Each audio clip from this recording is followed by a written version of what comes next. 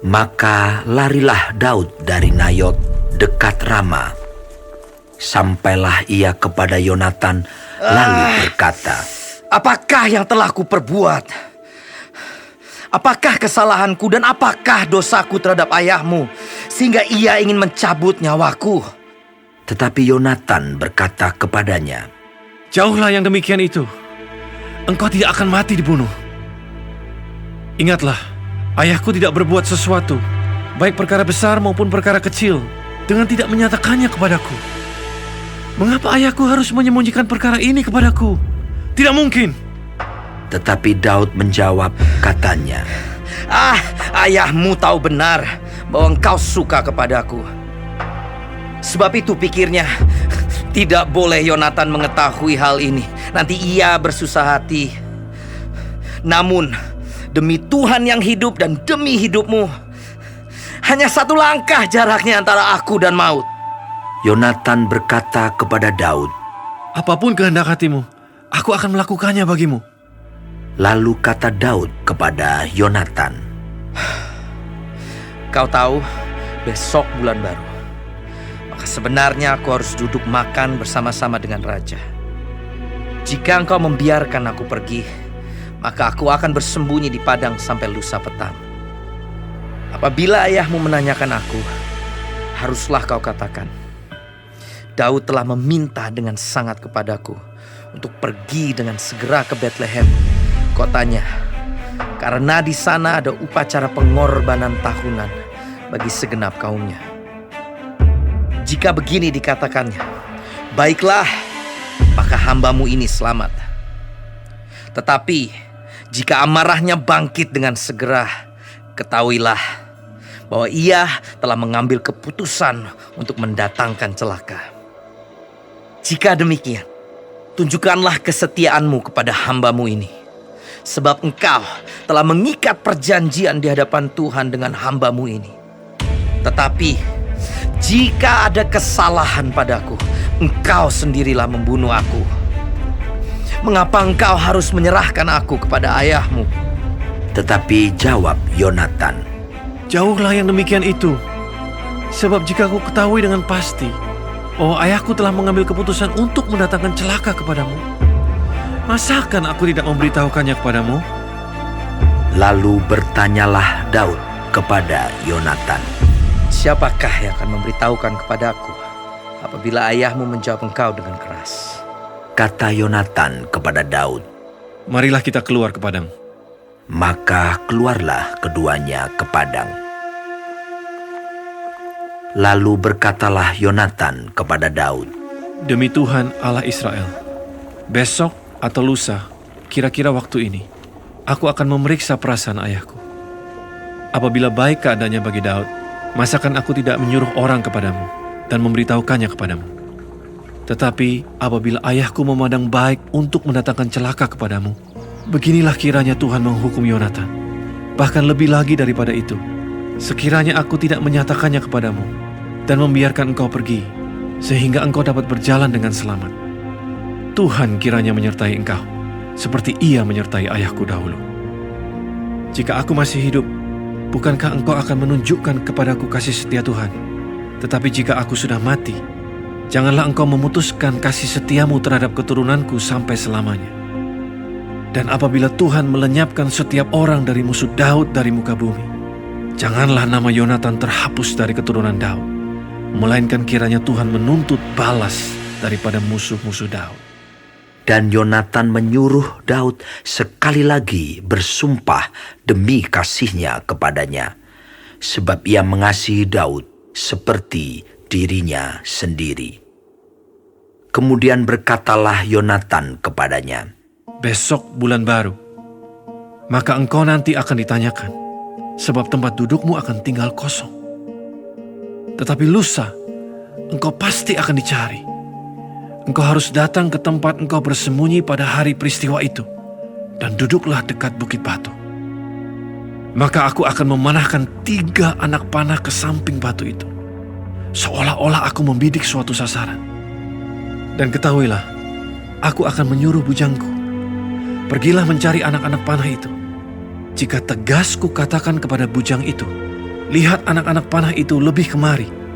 Ambillah, maka datanglah. Sebab demi Tuhan yang hidup, engkau selamat dan tidak ada bahaya apa-apa. Tetapi jika begini kukatakan kepada orang muda itu, lihat anak-anak panah itu lebih ke sana, maka pergilah, sebab Tuhan menyuruh engkau pergi.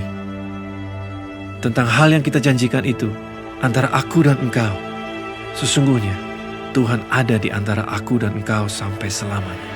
Sesudah itu bersembunyilah Daud di padang. Ketika bulan baru tiba, duduklah raja pada meja untuk makan. Raja duduk di tempatnya seperti biasa, dekat dinding. Yonatan berhadapan dengan dia. Abner duduk di sisi Saul, tetapi tempat Daud tinggal kosong. Dan Saul tidak berkata apa-apa pada hari itu, sebab pikirnya, barangkali ada sesuatu yang terjadi kepadanya. Mungkin ia tidak tahir. Ya, tentu ia tidak tahir. Tetapi pada hari sesudah bulan baru itu, pada hari yang kedua, ketika tempat Daud masih tinggal kosong, bertanyalah Saul kepada Yonatan, anaknya. Mengapa anak Isai tidak datang makan, baik kemarin maupun hari ini? Jawab Yonatan kepada Saul, Daud telah meminta dengan sangat kepadaku untuk pergi ke Betlehem. Katanya, biarkanlah aku pergi, sebab ada upacara pengorbanan bagi kaum kami di kota. Dan saudara-saudaraku sendirilah yang memanggil aku. Oleh sebab itu, jika engkau mengasihi aku, berilah izin kepadaku untuk menengok saudara-saudaraku. Itulah sebabnya ia tidak datang ke perjamuan raja. Lalu bangkitlah amarah Saul kepada Yonatan, katanya kepadanya, Anak sundal yang kurang ajar, bukankah aku tahu bahwa engkau telah memilih pihak anak Isai, dan itu noda bagi kau sendiri dan bagi perut ibumu? Sebab sesungguhnya selama anak Isai itu hidup di muka bumi, engkau dan kerajaanmu tidak akan kokoh. Dan sekarang, suruhlah orang memanggil dan membawa dia kepadaku, sebab ia harus mati. Tetapi Yonatan menjawab Saul ayahnya itu, katanya kepadanya, Mengapa ia harus dibunuh? Apa yang dilakukannya? Lalu Saul melemparkan tombaknya kepada Yonatan untuk membunuhnya. Maka tahulah Yonatan bahwa ayahnya telah mengambil keputusan untuk membunuh Daud. Sebab itu Yonatan bangkit dan meninggalkan perjamuan itu dengan kemarahan yang bernyala-nyala. Pada hari yang kedua bulan baru itu, ia tidak makan apa-apa. Sebab ia bersusah hati karena Daud, sebab ayahnya telah menghina Daud. Pada waktu pagi, keluarlah Yonatan ke padang bersama-sama seorang budak kecil, sesuai dengan janjinya kepada Daud. Berkatalah ia kepada budaknya, Larilah, carilah anak-anak panah yang kupanahkan. Baru saja budak itu berlari, maka Yonatan melepaskan sebatang anak panah lewat kepala budak itu. Ketika budak itu sampai ke tempat letaknya anak panah yang dilepaskan Yonatan itu, maka berserulah Yonatan dari belakang budak itu, katanya, Bukankah anak panah itu lebih ke sana? Kemudian berserulah Yonatan dari belakang budak itu. Ayo cepat, jangan berdiri saja. Lalu budak Yonatan memungut anak panah itu dan kembali kepada tuannya. Tetapi budak itu tidak tahu apa-apa. Hanya Yonatan dan Daudlah yang mengetahui hal itu. Sesudah itu Yonatan memberikan senjatanya kepada budak yang menyertai dia dan berkata kepadanya, Pergilah, bawalah ke kota. Maka pulanglah budak itu, lalu tampillah Daud dari sebelah bukit batu. Ia sujud dengan mukanya ke tanah dan menyembah 3 kali. Mereka bercium-ciuman dan bertangis-tangisan. Akhirnya Daud dapat menahan diri. Kemudian berkatalah Yonatan kepada Daud, Pergilah dengan selamat. Bukankah kita berdua telah bersumpah demi nama Tuhan?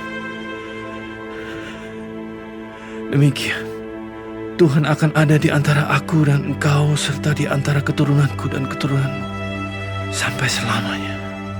Setelah itu bangunlah Daud dan pergi, dan Yonatan pun pulang ke kota.